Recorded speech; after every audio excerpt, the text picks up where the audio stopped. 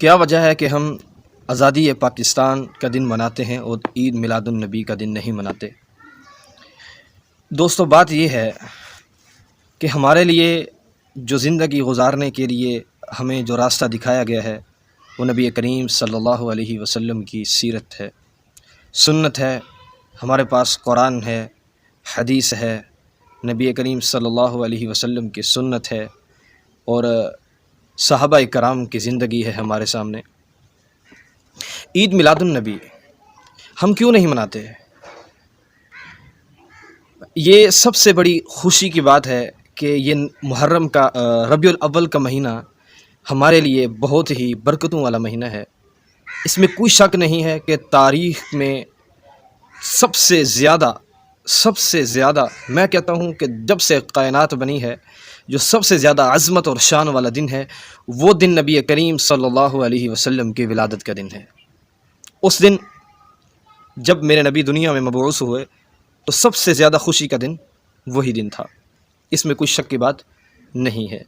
لیکن دنیا میں آنے کا مقصد، حضور کو دنیا میں کیوں بھیجا گیا، وہ یہی مقصد تھا کہ ان کو ایک معلم بنا کر بھیجا گیا ہے، نبی بنا کر بھیجا گیا ہے، تاکہ ان کی طرح ہم اپنی زندگی گزاریں، ان کو دیکھ کر ہم اپنی زندگی کو سنواریں، انہی سے ہم ہر معاملے میں رہنمائی لیں۔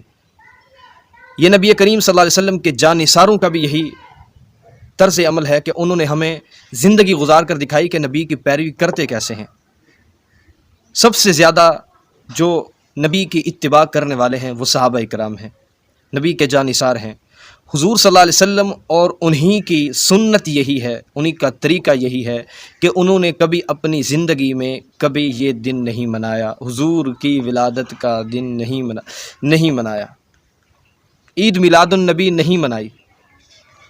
کیا ہم ان سے بڑھ کر عشق کرتے ہیں؟ کہ ہمیں ان سے بڑھ کر نبی سے پیار ہے؟ جو ایک ایک بات پر نبی پر جان نچھاور کر دیتے تھے، جان مال لٹا دیتے تھے۔ ہم تو باتیں کرتے ہیں، ہم نبی سے محبت کے نعرے بھی لگاتے ہیں اور ہماری زبان سے جھوٹ بھی نکل رہا ہوتا ہے۔ ہم نبی سے محبت کے نعرے بھی لگاتے ہیں، ہم ہیرا پھیری بھی کر رہے ہوتے ہیں، خیانت بھی کر رہے ہوتے ہیں، لوگوں کو تکلیف بھی پہنچا رہے ہوتے ہیں۔ ہمارا ہر عمل نبی کی سنت کے خلاف ہے۔ یہ ہمارے عاشق کا یہ معیار ہے۔ تو حضرت ابوبکر صدیق رضی اللہ تعالی عنہ نبی کے بعد خلیفہ بنے تو انہوں نے اپنی ساری خلافت میں یہ دن نہیں منایا۔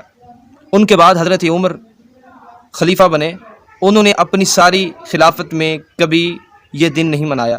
ان کے بعد حضرت عثمان رضی اللہ تعالی عنہ خلیفہ بنے، انہوں نے کبھی یہ دن نہیں منایا۔ حضرت علی رضی اللہ تعالی عنہ نے کبھی یہ دن نہیں منایا۔ تو بھائی ہم کیوں منا رہے ہیں؟ ہمیں کہاں سے مل گیا یہ؟ یاد رکھو کہ دین میں کوئی نئی چیز داخل کرنا وہ بدعت کہلاتا ہے۔ حضور کی حدیث ہے، من احدث فی امرنا ھذا فہو رد۔ دین میں نئی چیز جو ہے اس کو ڈالو گے وہ بدعت ہے۔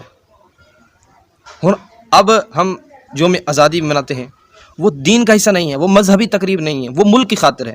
اس دن ہمارا ملک آزاد ہوا تھا تو ہم اس کے لیے اپنی خوشی کا اظہار کرتے ہیں، وہ دین کا معاملہ سمجھ کے نہیں کرتے۔ لیکن عید میلاد النبی ہم اس کو دین کا مذہبی حصہ سمجھ کر، دین میں سمجھ کر ہم اس کو مناتے ہیں اور نماز پڑھتے ہیں باقاعدہ، تو جو کہ کبھی یہ صحابہ سے کبھی ثابت نہیں ہے، قرآن سے ثابت نہیں ہے، حدیث سے ثابت نہیں ہے۔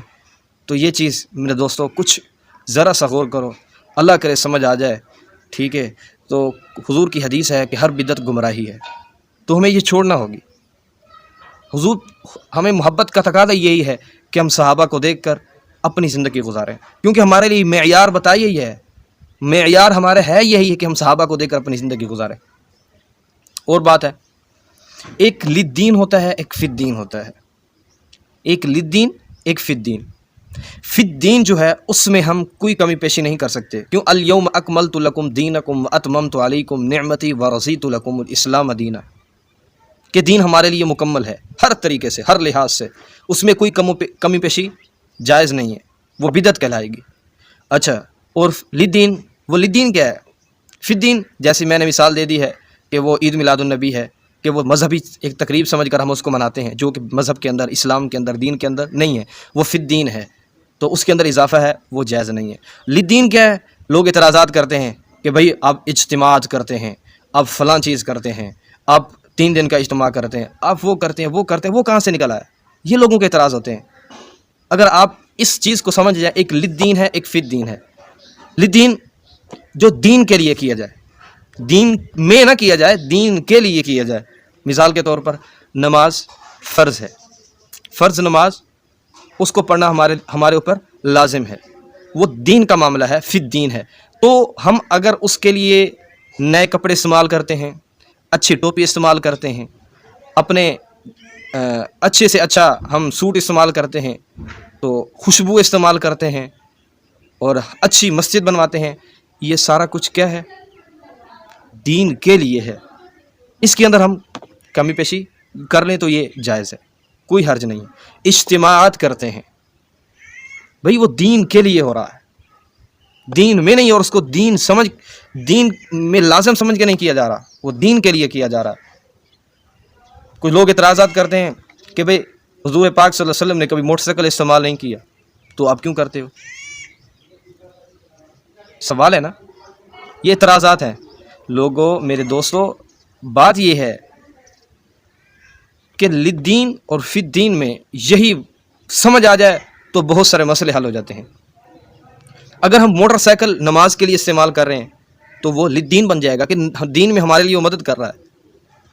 ہم گاڑی استعمال کر رہے ہیں، اگر ہم دین کی خاطر اجتماعات جلسے کر رہے ہیں، اب جلسے کرو، ربیع الاول مناؤ، سب کچھ کرو، لیکن سنت کے مطابق، جہاں تک دین ہمیں اجازت دیتا ہے وہاں تک، تو وہ ہمارا کام کرنا صحیح بھی ہوگا اور اس میں ہمیں ثواب بھی ملے گا، ورنہ ہم اپنے اس کام میں ہم الٹا ہم اپنے گناہ کے مستحق ہو جائیں گے۔ تو اسی لیے ہمیں چاہیے کہ ہم عید میلاد النبی جو ہم مناتے ہیں اس کو ہم چھوڑ دیں، تاکہ ہم اللہ تعالی ہم سب کو سنت پر عمل کرنے کی توفیق